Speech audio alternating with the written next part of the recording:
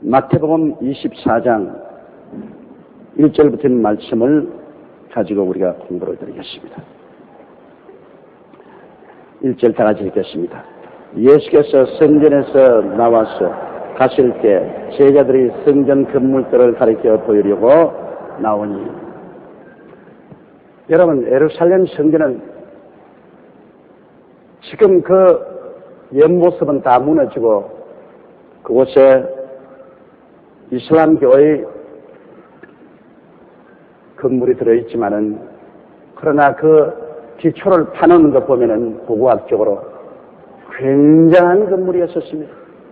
솔로몬이 다윗의 심려를 기울여 준비한 재료를 가지고 국력을 총동원해서 만든 성전이기 때문에 어마어마하고 화려하고 장엄한 성전.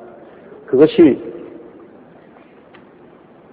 아수리아와 바벨론의 침공을 통해서 다 불타버렸죠. 그러고 난 다음에 그들이 70년 후에 다시 돌아와서 그걸 재건한 것을 스룹바벨 성전이라고 합니다.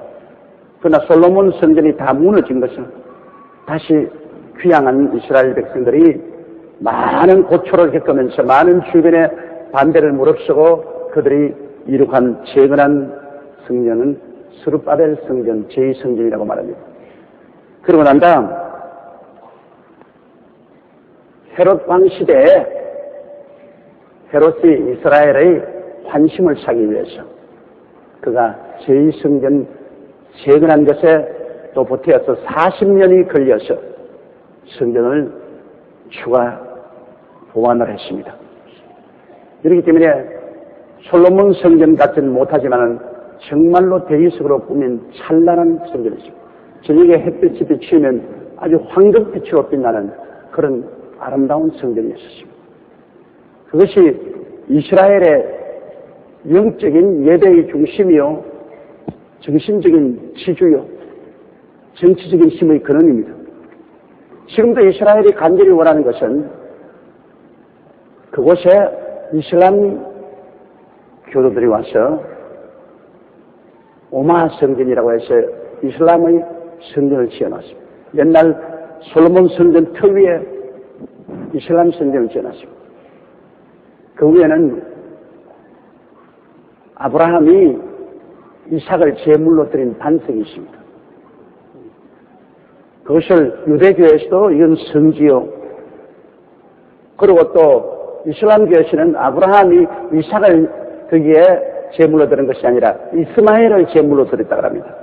또 자기도 성지로, 또 우리 예수 믿는 사람들도 그곳이 성지입니다. 3대 종교의 성지가 되어 있어서 굉장히 그 분쟁거리입니다. 이스라엘의 소원은 언제고 그곳에 다시 성전을 세우려고 합니다. 아랍이 세워놓은 그 이슬람교의 오마 성전을 헐고 그곳에 이스라엘이 야훼를 섬기는 성전을 세우려고 지금 그들은 벌써 모든 재료를 다 준비하고 있어요. 그러니까 지금은 어림도 없어요. 거기 성전 세우다가는 대3차 전쟁이 일어납니다. 아랍이 가만히 있지 않습니다. 아랍이 일어나서 아랍 2억의 인구가 이스라엘 300만하고 그건 뭐 죽기 아니면 살기의 전쟁이 벌어집니다. 다른 전쟁은 여러분 끝이 있지만 종교 전쟁은 끝이 없습니다. 종교 전쟁은 이념 전쟁입니다. 종교 전쟁은 내가 여기서 죽으면 하나님께 영광을 받는다고 생각해서 저 아랍인들은 지하드라고 해서 성전을 선포하고 그들이 전쟁에 죽으면 하늘에 올라가서 큰 상을 받는다고 하니까 죽기를 두려워하지 않습니다. 이 이스라엘 이슬람교는 정말로 무서운 종교입니다. 이 땅에 사는 동안 한 남자가 4여자를 거느리고 살 수 있지만은 천당에 올라가면 한 남자에게 40명의 여자를 준답니다. 그러니 이거 뭐 이 천당에 가면 한 사람이 여자 40명을 거느리고 그러고 얼마인지 술도 주고 그렇게 한다. 그러므로 이슬람 종교는 남자를 위한 종교지 여자를 위한 종교는 아닙니다. 이 땅에 사는 동안에도 여자들은 차돌이라고 해서 눈만 내놓고 검은 천을 덮어쓰고 완전히 자유를 상실한 채 남자의 종살이만 합니다. 천당에 올라와서는 더 비참하지 않습니까? 이슬람 교권에 있는 여자들은 모두 다 반발하고 예수께로 돌아와야 돼요. 그런 것이 이슬람입니다. 좀 웃기는 종교입니다. 그런데 거기에도 세상에 한 9억의 인구가 이슬람을 믿고 있습니다. 그러면 그 마귀의 세력도 보통 센 게 아니에요. 그래서 철저히 기독교를 배격하고 기독교가 들어오지 못해요. 그런데 그 이슬람들이 이의 거룩한 성전으로 생각하는 로마 성전을 어떻게 헐 수 있습니까? 그렇지 않아요. 그러나 우리가 성경의 예언서를 보면 에스겔서 47장에 언제고 푸른 장래 소련이 북방의 군대를 거느리고 이스라엘을 침공해오는 날이 있습니다. 푸른 장래 소련이 지금은 옛 구소련이 무너지고 새로 소련이 일어나고 정치적 불안하고 경제적으로 지금 붕괴된 상태지만은 이 소련이 냉중이 되어서 다시 이란, 이라크, 시리아, 애굽 이런 이슬람교권과 손을 잡고 이스라엘 침공이 있습니다. 도저히 상대가 안 돼요. 거대한 군대와 현대식 군기를 갖추고 소련이 맹주가 되어서 이스라엘 평지를 향해서 섭격에 내려올 것을 예언해 놨습니다. 이스라엘이 점멸당할 위기에 있었는데 그때 다시 하나님이 거대한 능력으로 간섭하였어요. 이 전쟁은 하나님에 대한 소련과 그 블록의 전쟁으로 변화되고 맙니다. 그래서 그 전쟁에서 소련과 이슬람교권 전체가 완전히 아주 괴멸적으로 타격을 입습니다. 하나님이 하늘에서 불을 쏘아내려서 완전히 소련과 그 아랍권 군대들이 괴멸됩니다. 그렇게 되고 이스라엘이 거대한 정선국으로 일어나게 되기 때문에 그때 이스라엘은 그 기회를 이용해서 시온산에 있는 아랍의 오마 성전을 헐어버리고 그리고 야훼의 성전을 그곳에 짓습니다. 그게 이제 말하는 제4성전이 되겠죠. 솔로몬 성전, 그 다음 스룹바벨 성전, 헤롯 왕 성전, 그 다음 제4성전이 됩니다. 그 성전을 세우고 이스라엘은 거대한 세력으로 등장하게 됩니다. 그 거대한 세력으로 등장하면 그때 유럽 연합의 대통령이 되든 수상이 되든 옛 로마 판도에서 일어난 유럽 연합의 대통령이나 수상이 이스라엘과 7년 계약을 맺습니다. 그래서 우리 유럽과 이스라엘과 7년 계약을 맺죠. 지금 유럽 연방이 남미에 내려가서 남미와 함께 공동시장을 만들자. 남미하고 손을 잡았습니다. 유럽이 상당히 공동체가 강해지므로 미국의 코앞인데 미국 제껴놓고 남미에 내려가서 그들이 지금 남미하고 공동시장으로 손을 잡았습니다. 유럽은 점점 강해집니다. 그들은 경제적으로 세계를 휘어잡고 정치적인 권세를 행하며 세계에서 가장 강한 경제적, 정치적, 군사적 집단으로 일어납니다. 세력기원 2000년 이후에 반드시 그렇게 되는 것입니다. 그렇기 때문에 이 유럽과 이스라엘과 7년 계약을 맺습니다.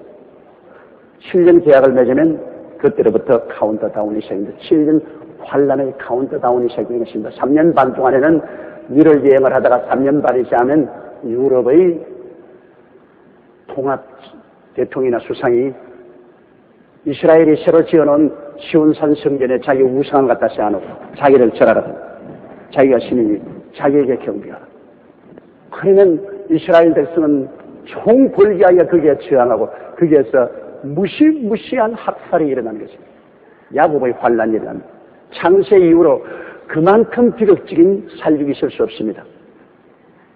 그때 남은 사람들이 도망을 칩니다. 그것이 요르단 저쪽에 있는 사막으로 페트라라는 곳이 있습니다. 그건 전부 바위로 되어 있는 페트라 성으로 하나님이 이스라엘 남은 사람을 그곳에 이주를 시키고 한때, 두때, 반때, 3년 반 동안 지킵니다. 그 유럽 연방군이 수없이 그 페트라 성을 공격하려고 하나님이 직접 달라들었어요. 대군대가 오면 지진이 일어나서 그 군대를 다 삼켜버려요. 이래서 그 페트라 성에 3년 반 동안 하나님이 지키십니다. 그러고 난 다음 7년 환란이 끝나면 하늘에서 우리 주님이 부활성천한 성도들과 함께 예수님의 백마를 타고 그 뒤에 모든 성도들이 함께 지상에 찾아오는 것입니다. 지상에 찾아와서 지상에서 마귀와 그 종자들을 잡아서 무지경으로 던집니다. 즉 그리스도와 거짓 선지자는 잡아서 불과 유황으로 타는 못에 다 던집니다. 마귀와 그 종자들은 무정이라는 마귀의 감옥에 7년 동안 유배시킵니다. 그로 이 땅에 전쟁을 거치게 하고 야곱의 후손들, 이스라엘과 언약한 야곱의 후손들이 주축이 되어서 7년 왕국을 이루는 것입니다. 7년 왕국. 그 마지막 전쟁 때는 벌써 적 그리스도의 숫자를 받은 666 숫자를 받은 사람들은 모두 다 멸망을 받았습니다. 666 숫자를 받지 않은 세상 사람 거의 없어요.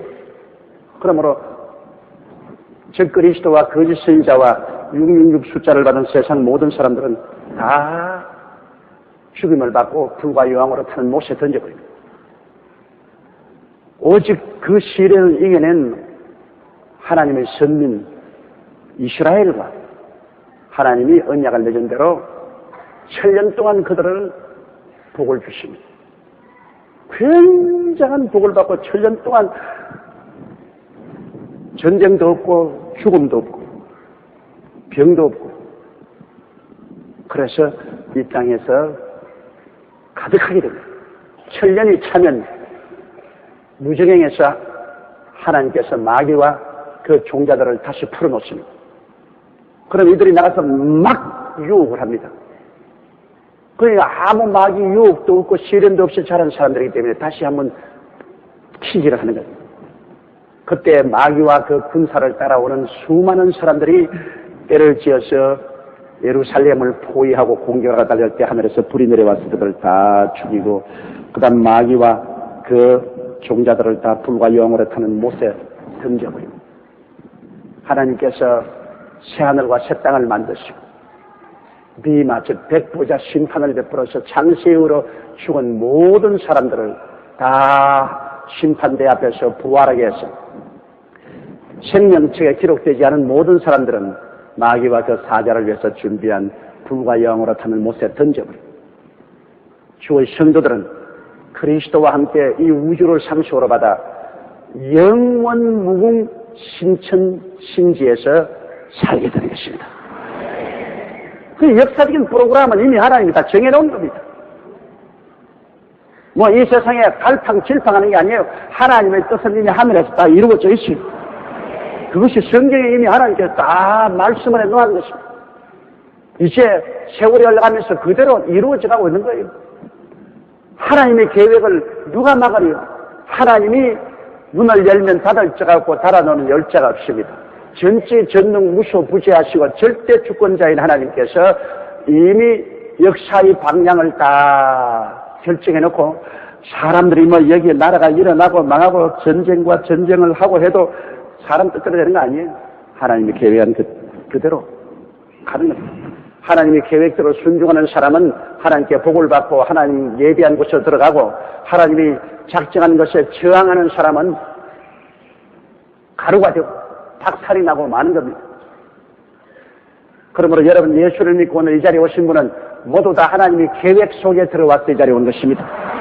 지금은 은혜 받을 말 때요. 지금은 구원의 날이 아닙니까? 지금 하나님께서는 온 천하 만민으로 하여금 회개하여 예수를 믿고 구원받으라는 은혜의 시대인 것입니다. 지금 천년왕국 시대에 주님과 함께 다스릴 사람들을 주님께서 지금 모집하는 것입니다. 7년 환난, 7년 혼인 자체 동안 그리스도의 신부가 될 사람들을 모집하고, 그 다음 그리스도와 함께 천년을 왕도로 하고, 그 다음에 신치 영원 무세계에 들어가서 영원히 우주를 상속으로 받아 다스리며 살 수 있는 사람들을 모집하는 시기가 이 시기인 것입니다. 그러므로 여러분은 하나님의 백성으로서 하나님께 선택을 받고 왕같은 제상이요 거룩한 나라요 의 소유된 백성이 된 것입니다. 이것은 지금은 아직까지 무엇가 뭔지 모르고 그저 예수 믿게 된가 보다 하지만은 이것은 하나님이 새 우주를 창조하시고 그곳에서 영원히 살 백성들을 지금 모집하고 있는 것입니다. 현재 낡은 하늘과 낡은 땅은 열렬한 불에 녹아지고, 현재 그리스도 믿고 하나님의 계획 속에 도지 않은 사람은 초계와 같이 다 불타고, 그들은 마귀와 그 사자들을 위해서 예비한 불과 유황으로 타는 못에 던져서 세세 뭉토록 고난을 당할 것입니다. 지옥에 갑니다, 여러분. 하나님께서는 정의의 하나님이기 때문에 하나님이 정한 법을 어기면 지옥에 갑니다. 지옥에 불타요. 지옥이 없는 것 아닙니다.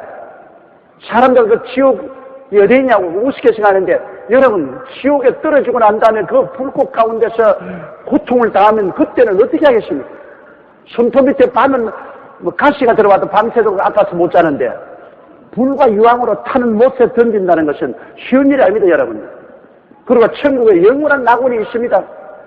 신천신지 영원 무세계 그리스도와 함께 영원히 산다는 것 얼마나 큰 축복입니까? 이건 형언할 수 없는 축복인 것입니다. 여러분은 이미 그 축복 속에 들어와서 그 날을 기다리고 있는데, 지금 가장 염려스러운 것은 여러분의 친자식들이 이 천당에 들어가지 못하고 지옥에 떨어져서 영원히 불탈까, 그게 가장 걱정이 되는 겁니다. 그게 가장, 일가 친척은 벌써 한 달이 건너 천리요. 일가 친척은 한 달이 건너 천리요. 신이 내 혈육을 나눈 내 자식들, 우리 만일 구원받지 못하고 영원한 불과 유황으로 타는 못에 떨어진다는 것은 지금 우리가 여러분 생각하면 정신이 아찔합니다. 그렇기 때문에 이들을 위해서 열심히 기도하고 이들을 열심으로 주께로 이끌어야 돼요. 이 임박한 환난의 시험에서 구원을 받도록 이끌어야 되는 것입니다. 이러므로 하나님이 정한 길은 이미 환해요. 이미 다 결정되었어요. 안 믿는 사람은 내가 이 말을 하면 저 돌았다고 정신없는 소리 한다고 합니다. 왜? 그들은 눈이 있어도 보지 못하고 귀가 있어도 듣지 못하고 마음으로도 생각지 못합니다. 성령이 안 가르쳐주니까 몰라요. 하나님이 자기를 사랑하는 자를 위해서 예비해 놓은 모든 것은 눈으로 보지 못하고 귀로 듣지 못하고 마음으로도 생각지 못했다는 것 같으니라. 몰라요. 그러나 성령이 모든 것을 우리에게 보여주셨으니 성령은 하나님의 깊은 것이라도 통달하시느니라. 하나님의 성령을 받으면 하나님의 성령이 말씀을 통해서 착착 열어주십니다. 그 말씀을 통해서 보면 우리의 앞날이 환하게 내다 보이지 않아요.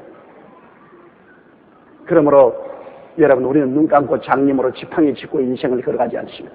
우리의 앞날을 환히 바라보고 걸어가는 것입니다. 예수님이 이 모든 것을 다 아시기 때문에요.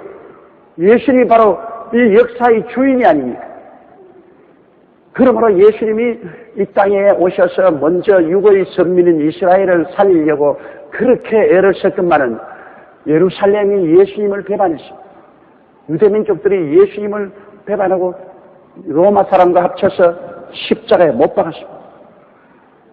얼마나 큰 비극입니까? 늘 그들이 야훼 하나님을 부르고 주여 주여 하면서 실제 주님이 그들을 구원하러 오시니까 그 주님을 배반하고 십자가에 못 박아버립니다. 이건 진리를 잘 알아야 돼요. 하나님을 섬긴다면서도 여러분 오늘날 우리도 이단 사설에 빠지면 박살나는 거예요.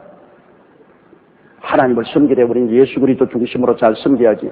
이단과 사설에 빠지면 자기는 열심을 내고 섬겼다고 하나 마침내 결과는 멸망의 길인 것입니다. 이러므로 우리는 항상 조심해야 돼요. 그 예수께서 성전에서 나와서 가실 때 제자들이 성전 건물을 가리켜 보이려고 나온다. 주여,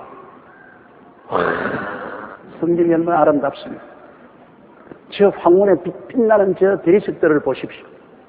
얼마나 아름답습니다. 이 제자들은 철없이 그 현재 성전의 건물의 아름다움만 보고 있습니다. 예수님은 그 성전이 돌 하나 위에 돌도 남지 않고 파괴되고 이스라엘이 멸망한 것을 바라보고 계시기 때문에 그 외면적인 화려함과 아름다움이 주님 눈에 조금도 들어오지 않습니다. 사실은 여러분, 이 세상의 외면적인 아무런 아름다움과 찬란함도 내적인 기쁨이 없으면 아무 소용이 없습니다. 아무리 좋은 집에 살고 아무리 호의호식한다고 하더라도 내적인 기쁨이 없이는 그것이 무슨 소용이 있습니까? 초가상칸에 살아더라도 내적으로 기쁨이 있으면 그것이 행복한 것입니다. 내적 기쁨은 예수를 믿고 하나님을 섬길 때 오는 기쁨 이외에 다른 데 없습니다. 그것 비교할 기쁨이 없어요. 예수 그리스도를 믿으면 예수님이 우리 슬픔을 다 대하시고 기쁨으로 채워줘요.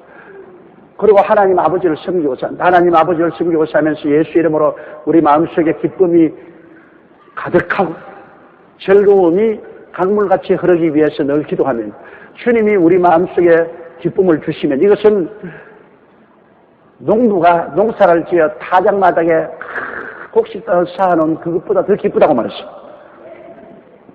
마음이 주로 말미암아 이유 없이 기뻐야 돼요, 여러분. 돈이 많아 기쁜 것은 돈이 없으면 기쁨이 사라지고 권력이 높아서 기쁜 사람은 권력을 잃어버리면 기쁨이 사라집니다. 이유 없이 기뻐야 돼요. 예수 믿고 기뻐야 돼요. 예수 믿고 우리 속에 하나님의 기쁨이 들어오면 이것이 하늘나라예요. 기쁨이 들어오면 바로 이것이 하늘나라예요. 장차 하늘나라가 오는 것이 아니라 지금이 하늘나라가 우리 속에 들어와서 있는 것입니다. 황금 보석집 12진주문이 하늘나라가 아닙니다. 황금 보석집 12진주문이 하늘나라면 지금도 황금 보석집 12진주문을 만들 수 있어요. 황금으로 집을 지어놓고 보석을 깔아놓고 들어앉아 있어 보십시오. 그렇다고 기쁘시는가? 기쁨이란 것은 예수님이 구주로 계시고 하나님이 내 아버지가 되기 때문에 기쁜 것입니다. 예수 없고 아버지 없으면 기쁨이 없어요. 그 무슨 기쁨이 있습니까? 예수 계시고 아버지가 계심으로 예수와 아버지의 영인 성령이 우리를 감동하시기 때문에 우리가 기뻐지고, 그리고 예수님 계시고 아버지가 계시면 지금부터 기쁜 거예요. 천당은 뭐 장차 천당이 아니라 지금 내 속에 천당이 이루어져야 되는 것입니다. 지금 내 속에 기쁨의 천당이 이루어져. 지금 기쁨이 전혀 없이 마음에 염려, 불안, 초조, 슬픔이 꽉 들어찬 사람이 장차 기쁨이 오실 것을 하는 사람은 그건 잘못됐습니다. 왜? 그럼 하나님은 장차 하나님이고 예수님은 장차 하나님이세요? 예수님은 지금의 우리 구주가 되시고 하나님은 지금 우리 하나님이 되시고 천국이 여기 있다 저기 있다도 못하리니 천국은 너희 안에 있나니라. 지금 우리 안에 예수 그리스도로 말미암아 천국이 임하여 있으니까 지금 여러분 천국의 기쁨을 구하십시오. 하나님이여 내 마음에 오늘을 살아갈 수 있는 기쁨을 주옵시오. 내 마음속에 하나님의 기쁨이 넘치고 즐거움이 강물같이 흐르게 하여 주시옵소서. 그 마음에 기쁨이 있으면 그 기쁨을 가지고 오늘을 살아갈 수 있습니다. 오늘을 천국의 힘으로 모든 마귀 세력을 물리치고 모든 염려, 근심, 불안을 극복하고 기쁘게 살아갈 수 있습니다. 기쁨이 삶의 근원적인 힘이 됩니다, 여러분. 아무리 종교를 가져도 기쁨이 없으면 소용이 없어요. 아무리 의식을 집행해도 기쁨이 없으면 여러분 가짜요. 마음의 삶의 능력, 그 활력, 그것은 바로 예수님이 주시는 기쁨인 것입니다. 예수님의 기쁨. 바울 선생은 로마의 지하 감옥에 들어앉으십니다. 한 평도 안 되는 적은 방에 아침에 뚜껑을 열고 밥 내려주고, 점심 때 뚜껑 열고 밥 내려주고, 저녁 때 뚜껑 열고 밥 내려주고, 밥 내려주는 것을 가지고서 지금이 아침인지 점심인지 저녁인지 계산할 수 있어요. 그건 캄캄하게 공기는 탁 하고 벌레들은 득실거리고 그 조그마한 방에서 거기에서 대변 다 보고 소변 다 보고 거기에서 잠자고 있습니다. 여러분, 얼마 있으면 미쳐나갑니다. 미쳐나가. 그런데도 거기에 바울은 몇 년을 갇혀 있었습니다. 그러나 바울 선생이 거기에서 촛불을 빌려다가 켜놓고 쇠고랑에 차인 채 빌립보인에게 편지 쓸 때 기뻐하라. 내가 다시 말하니 기뻐하라고 말했습니다. 세상에 그 토굴에서 다른 사람, 광년 천지에 사는 사람 보고 기뻐하라고 오히려 격려했습니다.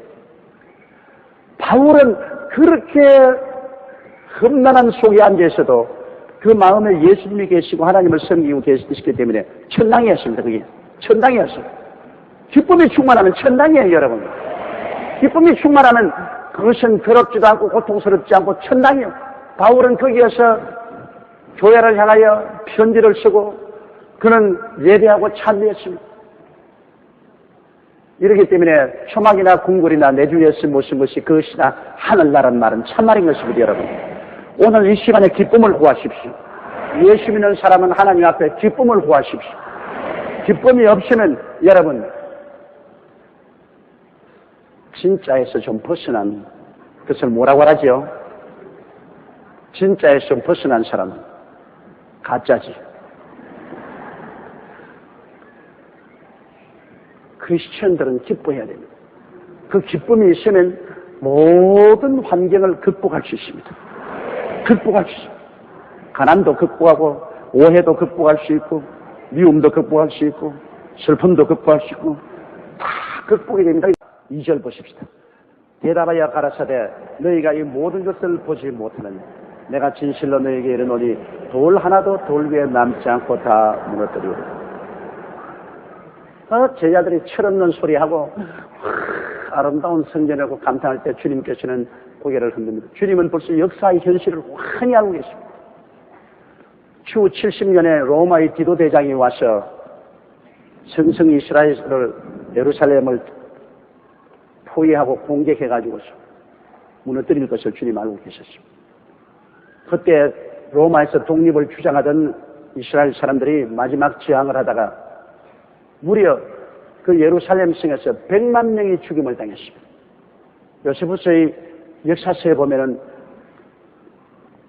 사람들이 죽어서 피가 도랑물처럼 흘렀기 때문에 그 피를 퍼가지고서 불이 붙는 집에 뿌려가지고서 불을 껐다 했습니다. 그러니 얼마나 많은 사람이 죽었습니까? 여러분, 사람이 말이 그렇지 100만 명이 한꺼번에 죽임을 당하니까 그 100만 명이 흐르는 피가 강을 이루었습니다. 그리고 이스라엘 백성은 천지 사망에 흩어졌습니다. 완전히 풍지박산되어 버렸어요. 주후 70년. 그러고 그 헤롯 성전은 불을 찔렀습니다. 불을 샀는데 왜 돌 하나도 돌 위에 남지 않냐? 그때 그 기록을 보면은 성전 안은 여러분 금으로 많이 장식을 했습니다. 지성소에도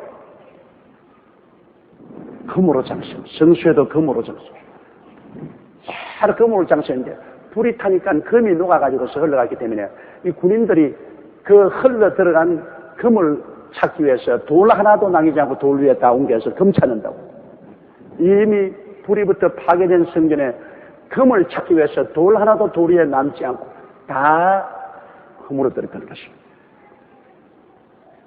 예수님께서는 70년 후에 일어날 사건을 밝히 보고 계십니다. 성이 불타고 청년들이 죽임을 당하고 아이 가진 여인들을 다가 그 배를 칼로 갈아서 그 속에 있는 어린애기를 끌어내고 어린아이를 잡아서 돌에다가 메어 쳐서 죽이고 여자들은 처참하게 폭행을 당하고 이런 것을 예수님이 다 보고 있으니까 제 아들이 그 성전을 보고 이 화려하고 아름답고 황금빛 색깔이 얼마나 좋습니까? 그럴 때 예수님께서 정말로 뜻깊은 감정을 느꼈습니다. 이 철없는 놈들아, 철없는 놈들아. 이 예루살렘이 어떻게 될 줄 너희 아느냐? 3절요. 예수께서 감람산 위에 앉았을 때 제자들이 조용히 와서 가로되 우리에게 이르소서 어느 때 이런 일이 됐사오니요 또 주의 임하심과 세상 끝에 무슨 징조가 있사오리까? 예수님이 성전에서 나가서 기드론 시내를 건너 그 맞은편 감람산에 주님께서 앉으십니다. 그 감람나무가 많아요. 감람산에 주님께서 앉으십니다.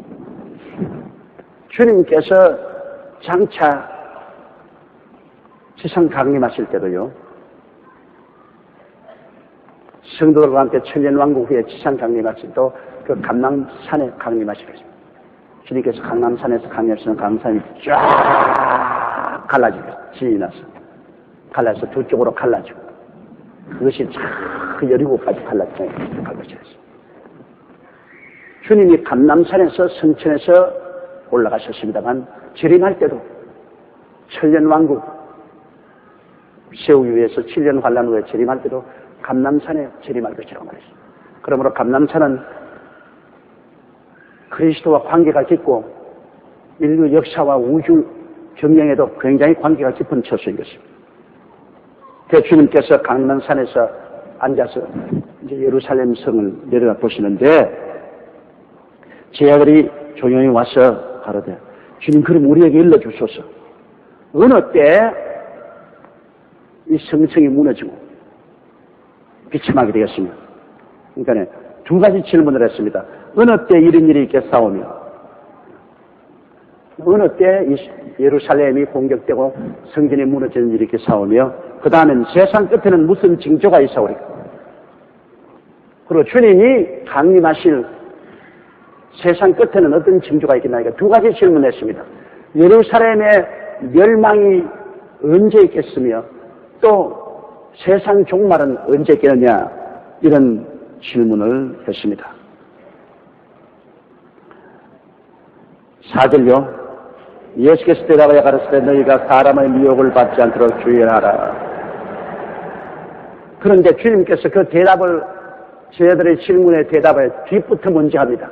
세상 끝에 어떤 징조가 있겠나이간에 주님은 세상 끝에 일어날 것을 먼저 말씀하시고 그 다음에는 예루살렘이 무너질 것에 대해서 주님께서 대답을 하시는데요. 이제 세상 끝에 일어날 징조에 대해서 말합니다. 징조라는 것은 그날과 그 시를 지적하지 못합니다. 봄이 올 징조다. 그러면 온도가 높아지고 봄바람이 불었다가 또다시 하루아침에 갑자기 쌩 하고 추워졌다가 그 다음엔 또 날씨가 온화해졌다가 그런 징조가 왔다 갔다 하다가 나중에 본격적으로 봄이 오지 않습니까? 징조라는 것은 시대가 바뀌어진다는 표시를 말하는 것입니다. 시대가 바뀌어진다. 그러면 시대가 말세로 들어가는 시대가 바뀌어진다는 징조가 있습니다. 시대가 바뀌어진다. 지금 우리는 2000년을 맞이하고 있습니다. 새로운 천년, 이제 세력기원 3000년대를 향해서 우리가 새로운 천년을 맞이하고 있는데 이 시대가 바뀌어집니다. 그럼 징조가 일어납니다. 시대가 바뀌어지는 징조가 일어나는 거죠. 그런데 주님께서 그 징조에 대해서 먼저 말씀하기를 예수께서 대답하여 가르쳐 너희가 사람의 미혹을 받지 않도록 주의하라. 5절요. 많은 사람이 내 이름으로 와서 이르되 나는 그리스도라 하여 많은 사람을 미혹케 하리라. 제일 영적인 징조로서 이단과 사설이 많이 일어날 것이라는 것입니다. 주님께서는 세상 끝의 징조에 제일 먼저 우리에게 상기시킨 것은 신앙적인 것, 영적인 징조인 것입니다. 이단과 사설이 많이 일어나서 내가 그리스도다, 내가 재림주다. 우리 한국에도 뭐 재림주가 얼마나 많습니까? 제치면은 감람나무가 나와서 재림주라고 말합니다. 사람도 아니고 감람나무가 나와서 천년성을 만들고 자기가 재림주라고 야단합니다. 또 암흑의 선생이 나와가지고서 온 세계로 다니면서 자기가 재림주다. 또 그런 자가 아닌가 보니까 또 무슨 강원도 무슨 구석에 또 재림주가 나오고 뭐 우리 한국에도 지금 재림주가 와글거려요. 재림주가 와글거려요. 여기에 미혹받으면 안 돼요. 여러분, 전 세계적으로 오늘날 이단과 사설이 굉장히 많습니다. 여호와의 증인, 몰몬교 이런 것은 거대한 미국산 이단들입니다. 이러므로 마지막 때 여러분 가장 영적인 혼란이 다가와서 그들은 여러 가지 성경을 자기 식으로 해석을 해서 자기가 재림주라 그럽니다. 예수 그리스도가 이제는 자기를 통해서 왔다. 그러나 여러분께서 꼭 알아야 될 것은 예수님은 한 분밖에 계시지 않습니다. 2000년 전에 동정녀 마리아를 통해서 이 땅에 와서 우리 위해서 십자가에 못 박여 몸짓고 피를 흘려 죽었다가 부활하셔서 우리를 구원하시고 성천하셨다가 장차 우리를 데리러 공중재림하고 7년 혼인잔치 후에 지상재림할 수 있는 만왕의 왕 만주의 주 우리 구주 예수 그리스도 이외에는 다른 주가 없습니다. 절대로 미혹받지 마십시오. 이 마지막 때 다른 그리스도로 미혹을 받으면 그만큼 불쌍한 사람 없습니다. 온갖 열심을 다하여 마음의 정성을 다 바쳤지만 마음의 정조가 유린당하고 신세 망칩니다. 우리는 우리의 신랑 되신 예수 한 분밖에 없어요. 우리 위해서 십자가에 죽었다가 부활하신 나사렛 예수 그리스도 그분밖에 없어요. 그 이외에 하늘의 천사라도 와서 다른 그리스도를 전하면 저주를 받을지어다고 바울 선생이 말했습니다. 하늘의 천사가 나타나서 여기에 다른 그리스도가 있다고 하더라도 저주를 받습니다. 여러분 바로 무하메드가 주 600년에 그가 굴에서 기도하다가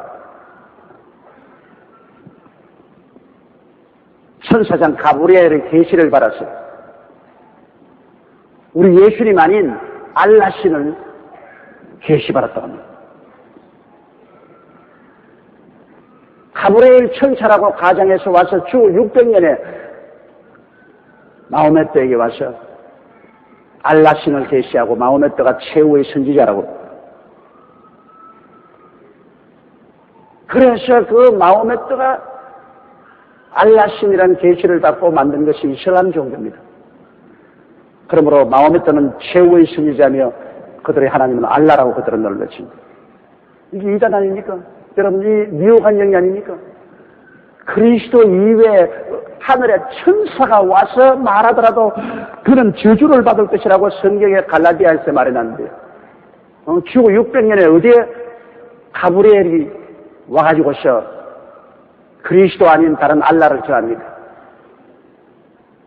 그래서 지금 이 세상에 구옥이라는 영혼이 지옥으로 떨어집니다. 잘못된 지도자를 따라. 장님을 따라가면 다 수렁에 빠집니다. 이 모하메드를 따라가는 알라신을 따라가는 사람들 다 그대로 지옥 갑니다. 알라신을 믿는 사람들은 구약을 그대로 믿어요. 그들은 모세로부터 시작해서 구약 성경을 믿어요. 예수님도 그들은 하나의 선지자로 믿어요. 이사라고 해서. 그들은 예수 그리스도의 동정녀 탄생과 죽었다가 부활하고 성천하고 재림한 것도 다 믿어요. 그럼에도 불구하고 예수님은 구주는 아니고 하나의 선지자고 최후의 신자는 모하메드라는 것입니다. 모하메드를 믿고 알라를 섬겨야 야훼 하나님이 아니라 그 알라를 믿어야 구원을 받는다고 합니다. 이단이라는 것은 여러분 비슷하면서 끝이 다른 것이 이단입니다. 여러분 완전히 다르면 그건 뭐 안 따라가죠. 비슷하면서 다르거든요. 그래서 구옥이라는 영혼이 알라를 따라가면서 지금 지옥으로 가고 있습니다. 거기에다가 기독교 내에 여러분 이단 사설이 많아서 그 이단 사설을 따라가는 사람들은 그대로 다 이번에도 우리 영등포 여기에 모 교회 이단 시비 문제 때문에 국가적인 풍파가 일어나지 않습니까? MBC 방송이 중단되는 사태가 일어나고 뭐 신문 라디오 텔레비에 실갑을 하고 아예 그냥 교회도 개망신을 하고 그렇게 했습니다. 베드로가 말하기를 말세 이단으로 말미암아 참 진리가 회방을 받겠다고 말했습니다. 안 믿는 사람들은 뭐 다 똑같이 되겠죠. 아주 예수쟁이들 말이야. 예수 믿다면서 저런 짓 한다. 그런데 우리 여의도 순복음교회 성도들이 이단에 끌려가는 사람이 많아요. 우리가 성령 운동을 하니까 모두 다 갈급한 심정으로 성령 받고 기사와 이적을 믿으니까 와, 저쪽에서는 막 하나님이 직접 텔레비에 나온단다. 여러분, 하나님이 무엇 다 떨어져 텔레비에 출연을 해요. 나 정말 기가 막히죠. 그런데 막 오늘 저녁에는 하나님이 텔레비에 나오니까 여러분 다 나오라고. 그 텔레비 갖다 놓고 그런다 와, 하나님이 임하셨다. 근데 여러분, 죄 있는 사람은 안 보이고 죄 없는 사람은 보인다 그러니까. 자기 눈에 안 보이면 와, 난 죄인인가 보다 싶어가지고서 안 보인다는 말 뭐라고? 보이냐? 보입니다. 보입니다. 이런 소란이 어디 있습니까? 하나님 왜 텔레비에 나와요? 하나님 나오시면 직접 보시지. 그런데 거기에 제일 많이 미국 일대에서 가 있는 신자들이 우리 여의도 순복음교회에서 가 있습니다. 자관 서울 천지에 이단 비슷한 데 가면 여의도 순복음교회는 없는 데가 없어요. 나가 굉장히 가슴 치고 답답하겠습니다. 그렇게 강단에서 가르치고 경계했건만은 그만 여기에 특별히 무슨 하나님이 나타나신다, 특별한 기사와 이적이 있다, 그러면 그들의 교리도 안 따져보고 그저 그 신비함, 신비주의에 떨어집니다. 신비주의는 무시무시한 해독입니다. 그리스도의 복음은 신비가 있습니다. 그러나 신비주의는 아닙니다. 그리스도는 신비하게 태어났고 신비한 역사를 했고 신비하게 부활해서 승천하셨습니다. 신비하고 신비주의하고는 틀립니다. 신비는 예수 그리스도의 행적이 모두 신비지만 신비주의는 예수님도 적혀놓고 작은 꿈이나 환상이나 계시를 받았다, 무슨 능력이 나타났다면 그대로 따라가는 신비주의입니다. 마귀도 여러분 그리스도로 가정하고 마귀도 광명한 천사로 가정하기 때문에 그런 것 가지고 따라가면 큰일입니다, 여러분. 와, 뭐 여기 뭐 하나님 특별히 나타난다, 여기 뭐 굉장한 기사와 이적이 나타난다. 뭐 귀신이 뭐 무당들도 뭐 기사와 이적 안 해나요? 무당도 옆에 병 고치고 야단도 없어. 무당도 짝두에 올라서고. 옛날에 애국의 술사들이 모세가 행하는 기적의 역사를 거의 다 따라 행했지 않습니까? 여러분, 기적과 이사 때문에 따라가도 안 되고 어떤 특별한 뭐 일이 나타나서 따라가도 안 됩니다. 우리는 오직 예수 그리스도 십자가 중심으로서 십자가에 못 박혀 죽었다가 부활하신 그 예수님 진리 위에 서요.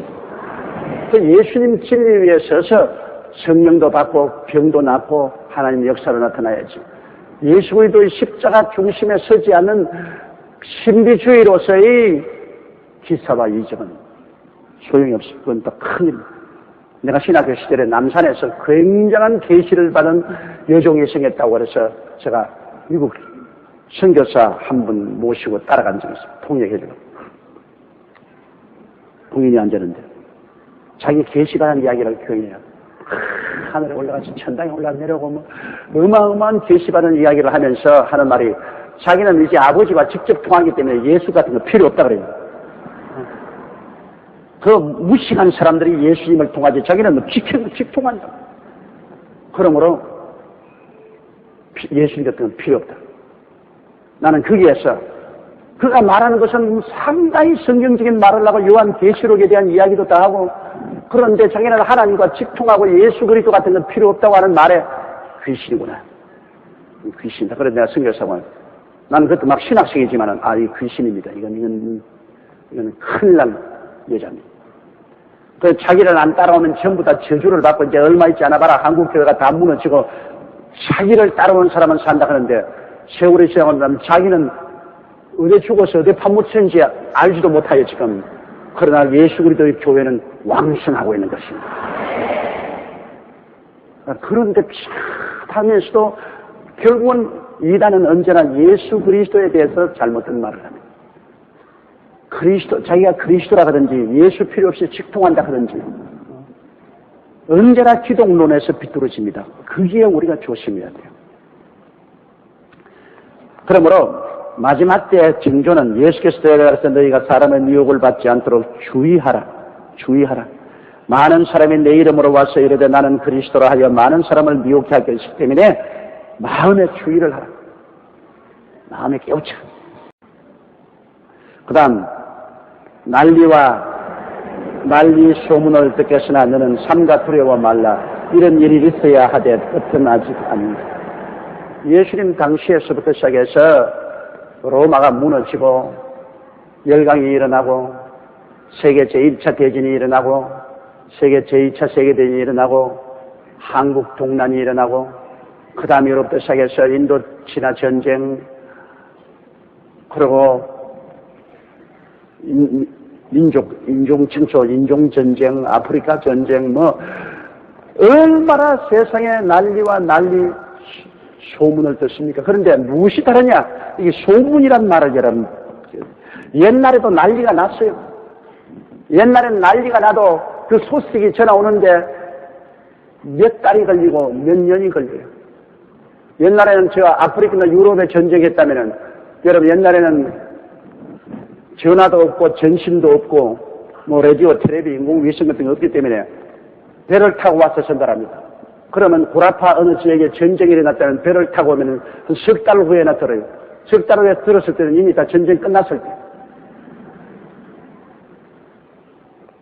영국에 있는 많은 어머니들이 가슴을 친 이유는 영국이 인도를 정복하러 병사를 보냈을 때 편지가 도달했습니다. 어머니가 받아서 너무너무 좋아합니다. 어머니 나는 인도에 와서 건강하게 잘 살고 어머니를 생각하고 어머니가 그 편지 받고 너무너무 좋아하는데 이미 그 아들은 죽었어요. 이미 전쟁에 죽었는데 전사 통지서가 영국까지 도달하는데 한 달이 걸려요.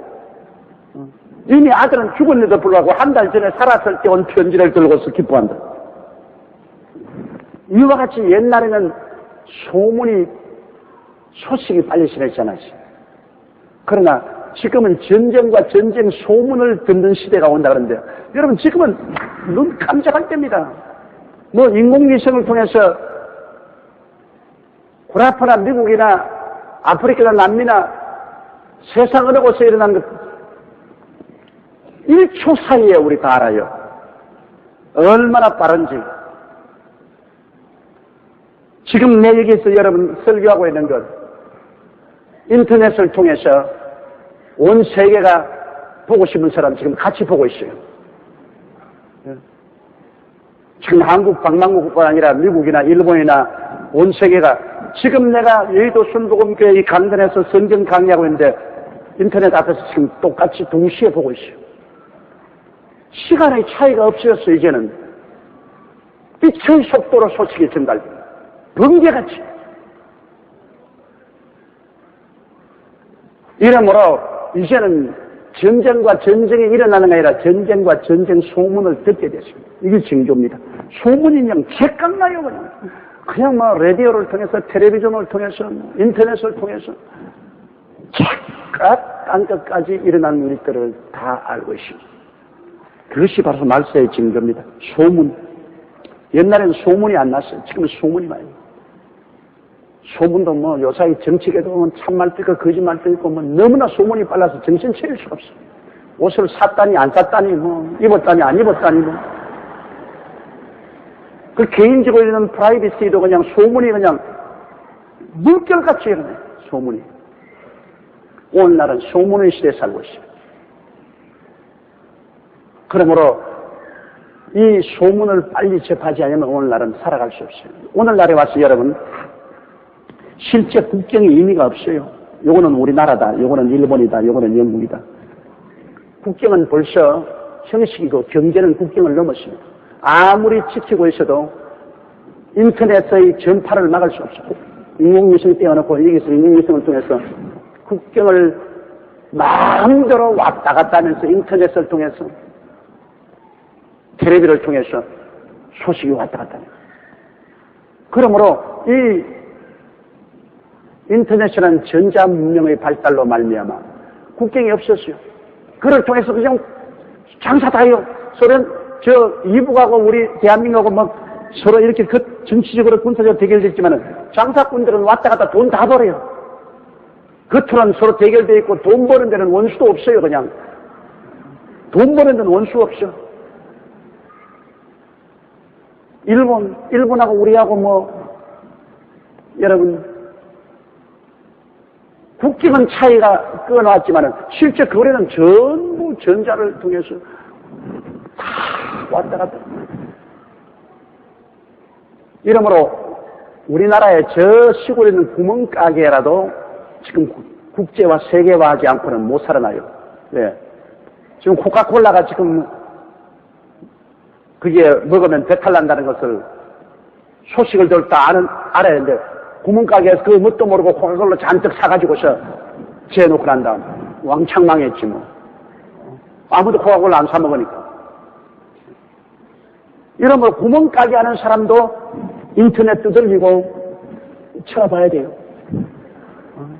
그러니까 지금 뭐 나는 뭐 구멍가게 하니까 뭐 국제 정세는 어두워도 괜찮다. 구멍가게에서 애들에게 팔려고 초콜릿들을 갖다 놨지만 그 초콜릿가 어디에 생산이냐? 벨기 생산으로서 다이옥신이 들어있다. 폐기 처분해야 돼. 그러므로 구멍가게 할머니도 여러분 이제는 국제화돼야죠. 국제화돼. 아예 지금 웃기는 시대에 살고 있다고 여러분. 이러므로 세계적인 경제의 움직임이 우리의 시골 구석구석까지도 다 흔들리고 있습니다. 꽃을 만드는 사람은 지금 일본에서 무슨 대회가 있어가지고 국제행사에서 꽃이 많이 필요하단다. 그 빨리 알아서 꽃을 일본으로 팔아야 돼요. 어느 나라에 홍수가 져가지고서 채수가 없단다. 그럼 여기서 빨리 그 나라로 수출해야 돼요. 이제는 다 국제적으로 놀아야 돼. 그러면 어떻게 하냐? 국제적인 삶을 살려면은 서로 대화가 돼야 돼. 그러므로 영어를 해야 돼. 지금 영어가 국제화가 돼 있어. 영어는 영국에서 출발한데 영국 사람들이 보수주의적으로 국제화를 하지 않고 있기 때문에 그 영어가 미국을 건너서 미국이 확 개방해버리니까 미국이 온 세계의 주권을 다 잡았죠. 뭐 어릴 때부터 영어 가르치면 우리나라의 국어 교육을 잘못 시키고 국어의 순수함을 붙잡는다. 그런 엉터리 같은 시대가 됐어요. 영어는 국제어입니다, 여러분. 어린아이 때부터 가르쳐야지. 다 나이 먹어가지고 가르치면 새가 꼬부라져가 참 말이 안 나와요. 풀은 땡긴다는 것이고 풀은 가득하다는 겁니다. 그런데 노인들은 아무리 가르쳐도 늘 풀이요, 풀 가득하다고 풀이요. 그래, 풀. 발음이 되나? 어릴 때 야들야들 할 때 가르쳐야지. 이제 앞으로 점점 세계는 여러분 한 세계로 변화됩니다. 한 동리가 되어요. 뭐 소식은 뭐 전화기만 들면은 온 땅끝까지 이웃처럼 말할 수 있죠. 이제 굉장히 빠른 비행기가 나와서 서울에서 뉴욕까지 2시간이면 날아가니까. 그러니 뭐 온 지구가 이웃이요. 그러면 온 세계가 한마디는 국제어를 써야 되지 않겠어요? 영어를 써야 돼요.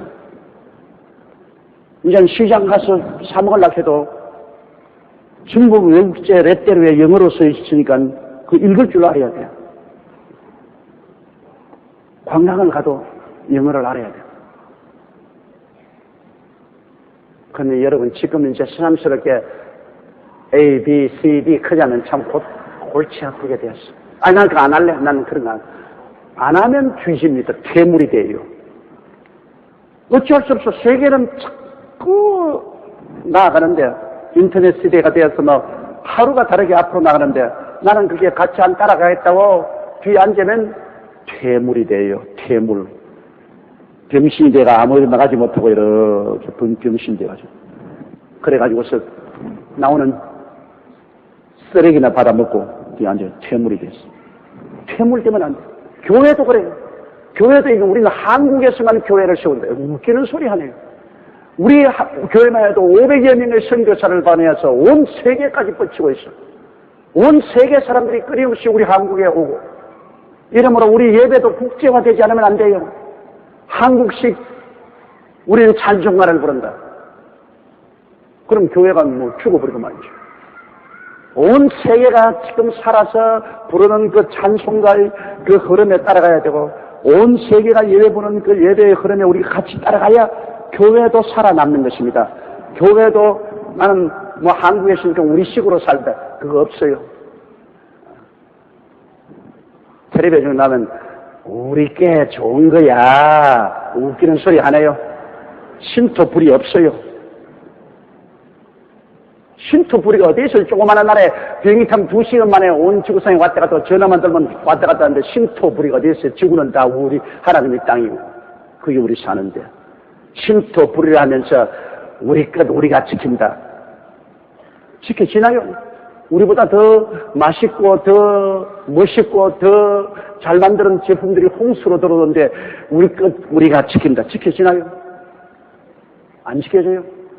우리 열어놓고 개방적으로 그냥 막 정쟁해야 돼요. 농사도 세계를 향해서 개방을 해서 해야 되고 축산도 세계를 대상으로 해서 해야 되고 생산도 세계를 향해서 해야 되고 교회도 세계를 향해서 해야 되고 그 경쟁에 지면 퇴물이 돼요. 요사이는 그런 시대에 살고 있습니다. 그런데도 불구하고 북한 김정일은 딱 눈을 달아놓고서 우리식으로 산다. 다 굶어 죽여, 다 굶어 죽여. 지금 북한 굶주림이 얼마나 처절한가. 다 굶어 죽여. 내가 주일날 사부 예배에 그 이야기 했지만 너무나 가슴 아파. 조선일보에, 주간 조선일보에 나온 북한 한 가장이 보내온 편지입니다. 목숨을 걸고 그 편지를 보내왔는데 배급이 끊어지니까 아버지 굶어 죽고 어머니 굶어 죽고 아버지가 죽기 전에 한 말이 내 창자를 끄집어내서 햇빛에 비치면 햇빛이 환하게 통할 거다. 왜 그러니까 고기라고 먹어본 적이 없으면 기름이 없어가지고서 배급 강냉이를 주면 강냉이를 나달로 이렇게 해가지고서 오늘 가족 식구들이 너 오늘 내 알, 너 내 알, 너 내 알, 내 알. 그 굶주림이 극심해지니까 맏아들이 영양실조로 죽고 둘째 아들이 죽으니까 그 부인이 둘째 아들을 끌어안고 통곡하고 울다가 그 자리에서 기절해서 죽어버려. 그 아버지는 할 수 없이 두 딸을 데리고 방랑으로 떠났어. 각각 얻어먹으러 떠나다가 맏딸은 굶어서 길거리에 쓰러져 죽은 시체를 발견했다. 둘째 딸은 그런 무더기에서 발견했어. 그런 무더기에 가서 꼴견이가 파헤치는데 거기다 그런 무더기를 파다가 졸도해서 죽었는데 그 목에 비닐로 봉지를 이렇게 샀는데 비닐로 봉지에 그게 고기뼈 따기 사과 먹다가 버린 사과 속 이런 거를 잔뜩 주워놨어. 왜 그걸 안 먹고 자기라도 먹을 때 안 먹었냐? 아버지하고 나눠 먹으려고. 아버지가 나눠 먹으려고 그릇 잔뜩 넣어놨다가 그것도 먹어보지도 못하고 쓰레기 등에 뒤지다가 그 자리에서 꼬꾸라 죽었어. 그 아버지는 부모 죽고 처자 죽고 자기 혼자 살아서 뭐합니까? 그래서 칼로서 심장을 찔렀는데 그것도 잘못 찔려가지고서 또 죽지를 못하고 병원에 갔는데 병원에라고 가니까 약이 있어야 말이야지. 고름만 자꾸 나오고 아무 약이 없으니까 그 옆에 있는 사람이 가르닉에서 시골에는 왜 김치 이파리나 콩 이파리 붙이지 않습니까? 콩 이파리를 갖다 그게 이제 고름 나오는데 붙였다. 그러니까는 그걸 아침에도 또 붙였다가 또 뗐다가 붙이도 낫지도 않고 이러는데 하루는 보니까 잎사귀가 없어졌어. 이 잎사귀 어디 하니까 옆에 있는 환자가 그 잎사귀를 주워 먹어버렸어. 그 고름 그게 덮었다가 왔다가 덮었다가. 그 북한 실증이 지금 이렇습니다. 이 사람은 북한에서 중류 생활을 하는 사람이에요. 그럼 잘못된 정치, 우리식으로 산다. 우리식으로 산다. 그래가 해놓고 김정일과 그 공산당 500만 원 여기에서 온 세계에 쓰는 원조는 자기들이 받아서 다 스스로 취해버리고 백성들에게는 뭐 내려가나요? 공산당단만 살면 된다 그겁니다. 이런 비극이 지금 북한입니다. 지금 뭐 도저히 지금 종잡을 수 없어요. 키가 1m 68이면 상당히 큰 키지요. 북한 군인이 휘순에 왔는데 키가 1m 68cm인데 몸무게가 45kg입니다. 그런 체력을 가지고 어떻게 전쟁을 합니까? 45kg이라면 날씬한 요사이 다이어트 잘한 여성들의 몸무게입니다. 그런 사람이 어떻게 전쟁을 해요? 절단강산이요. 오늘날 이 세계는 여러분 우리식으로 산다, 우리만끼리만 산다, 그거 통과된 시대 아닙니다. 오늘날에는 팍 열어놓고 우리 함께 살아가야 됩니다. 함께 경쟁해가며 함께 뛰며 함께 밀고 땡기면서 살아야 돼요. 국제적으로 살아야 돼요.